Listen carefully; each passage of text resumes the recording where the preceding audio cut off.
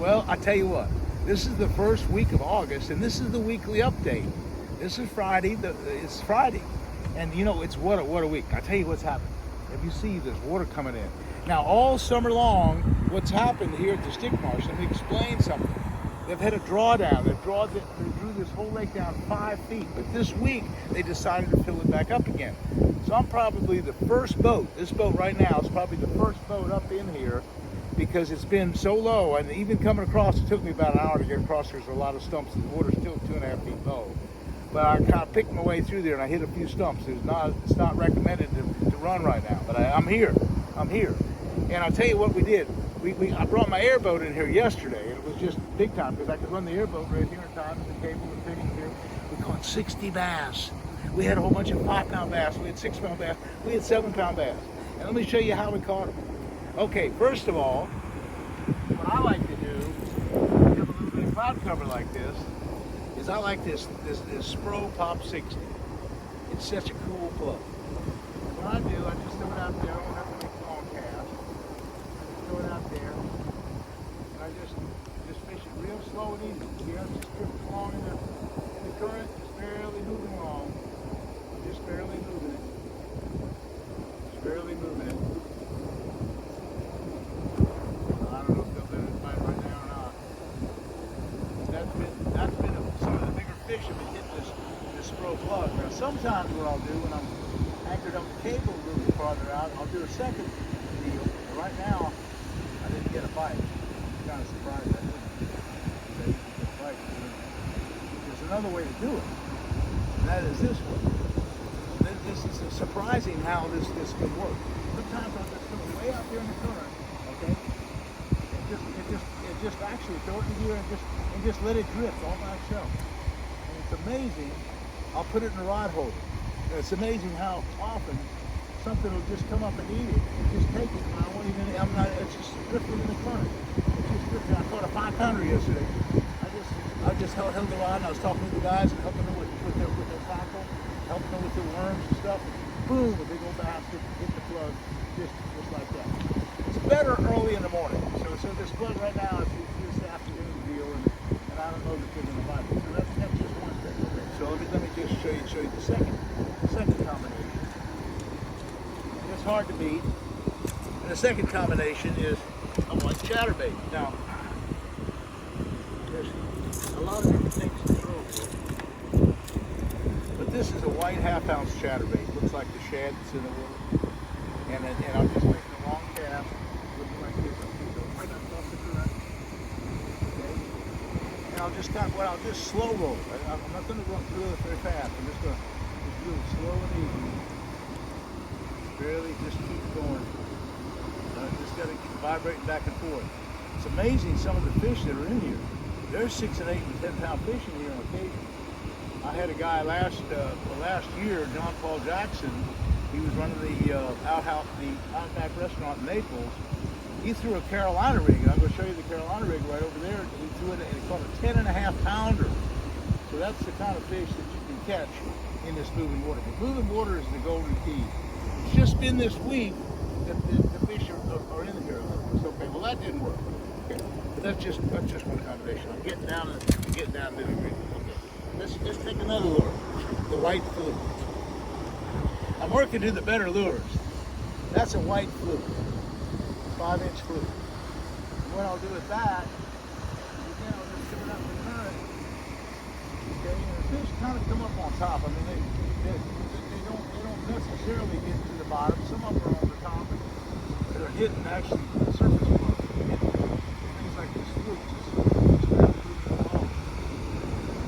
it's probably only going down about a foot. Just getting it down, doing along slow and easy. You notice I got 20-pound braid on this rod. It's a regular favorite rod, 20-pound braid, and it's a 4-aught EWG hook on a 5-inch fluke. I'm just kind of easing it along. I'm surprised I didn't get a bite. I should have waited till the cloud came over. When the clouds come over, it's a better bite. I'm just telling you, I wanted to film with the sun because it's a better filming situation with the sun out. But when the clouds come over,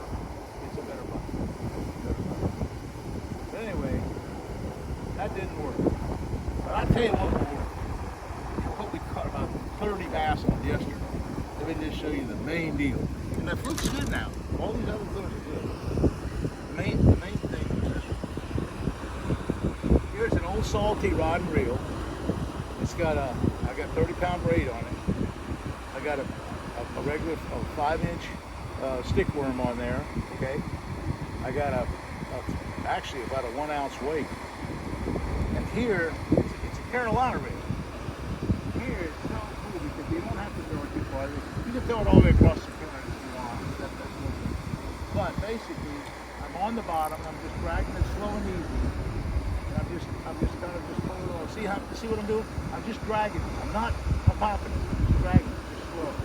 Okay, I'm dragging it. I just know I'm going to get it. I just know I'm going to get it. I'm just dragging. I'm just dragging. You got one yet? I'm going. I can't believe it. I'm going. We're right here.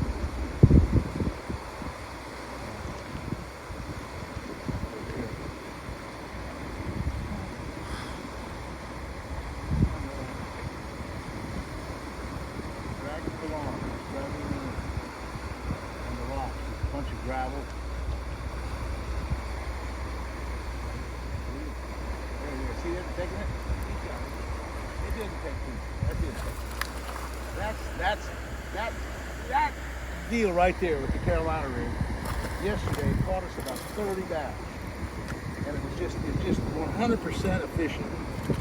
And I can throw all the way across. There's another good seam of water, and I notice what I'm keying on in these current areas are seams of water. In other words, what I'm talking about a seam is where you have a calm area of water and then a current area. This current seam right down the center of it. I'm going to put one more deal on there. I'm just going to show you how much time is there. 7 minutes? Okay. I got enough time for you. And I'll go back to the Carolina. The old rattle trap. The old rattle trap. Now, okay, let's face it. Rattle traps are gold. You can always catch them on a rattle trap. Put out there, rattle trap, you just reel it back in. It's not rocket science. In fact, one of the biggest bass I caught here when I caught on a rattle trap, I let it sink to the bottom last year, and a 9 1/4 pounder ate the rattle trap. So, well, actually, it was an Aruco shad. It was a vibrating plug that I designed for scroll tackle a long time ago. I call it a rattle trap, but I use a lot of the Aruco shad. Well, okay, they didn't bite that. But early in the morning now, you're going to bite it. I'm going to put another Carolina rig on. And I'm going to explain the main deal here, because this Carolina rig is just golden. Again, I'm using a Carolina rig. It's a little different. I'm using a bobber stop. See what that bobber stop is? Rather than a big swivel and a big bunch of stuff and leaders and all the stuff like a lot of people rig up for Carolina rig, I've been using a bobber stop, and it's been just doing great. Use a 4-aught DWG Gamakatsu hook. Bury the thing in the worm like this. I'm just going to hit this close in seat with a turn seat just right here. I can throw all the way across the thing, catch one. Probably the bigger fish are probably across there. At least for right now, I can catch a fish with this casing. That's it. Go down the bottom about 8 foot deep. Just kind of hold my rod up high. Just kind of let it, just drag it. You don't want to jerk it. On a Carolina rig, but you just drag it. Just slow and easy. Just slow and easy. Drag it along. Just drag it. Just drag it. If I don't get one, I'll just be surprised. This didn't go almost different casts. Back last year, I had a guy right over the other side. He made 10 casts and caught 10 fish and 10 casts. That's what you could do here.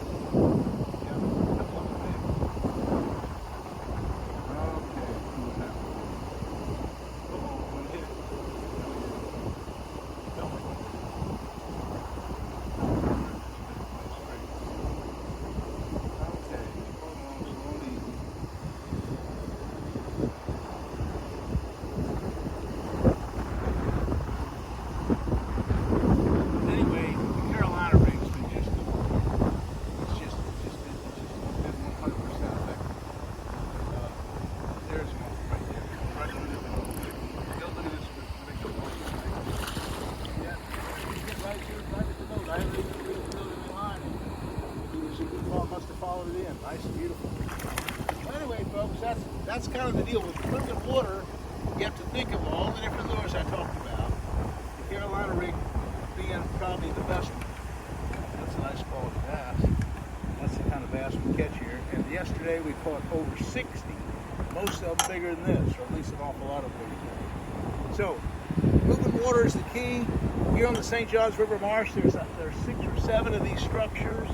I call a certain number to the Corps of Engineers and find out when the water's moving. It's golden. You can come down here and catch them. Topwater, rattle trap, fluke, chatterbaits, spinnerbaits, and Carolina rig. And folks, if you do that kind of combination, when you find the moving water, I don't care what time of year it is here in South Florida, on the Central Florida, you're going to catch big old bass too. Hey, listen, I hope you've enjoyed this video. I hope I've shown you a few things about how I fish moving water and how important it is to find moving water this time of year. It's the dog days of summer. Fish are biting. Hey, hit that subscribe button.